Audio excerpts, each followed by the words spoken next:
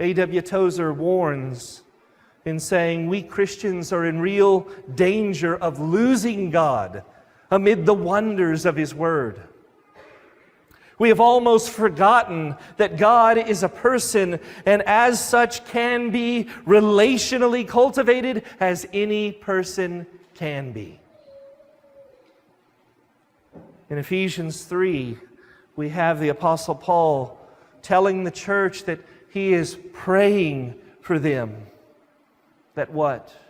They would have the strength to know, to comprehend, to grasp, to understand, to acknowledge the love of Christ that surpasses knowledge.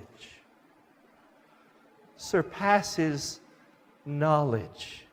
Yes, it is a love to be experienced as much as it is a love to be understood.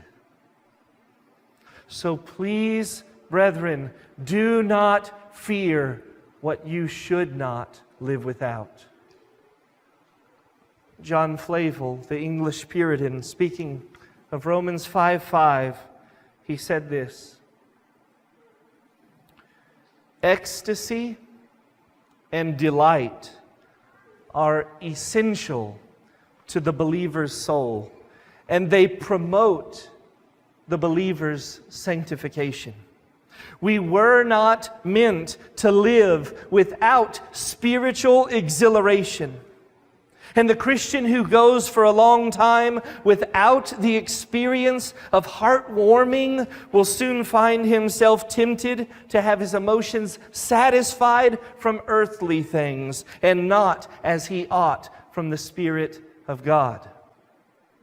He goes on to say, the soul is so constituted that it craves fulfillment from things outside itself and will embrace earthly joys for satisfaction when it cannot reach spiritual ones. The believer then is in spiritual danger if he allows himself to go for any length of time without tasting of the love of Christ and savoring the felt comforts of a Savior's presence. That is quite the statement and warning. Did you hear him? When was the last time, brothers and sisters, that you laid there in bed at night and your thoughts began to muse upon the love of Jesus Christ for you?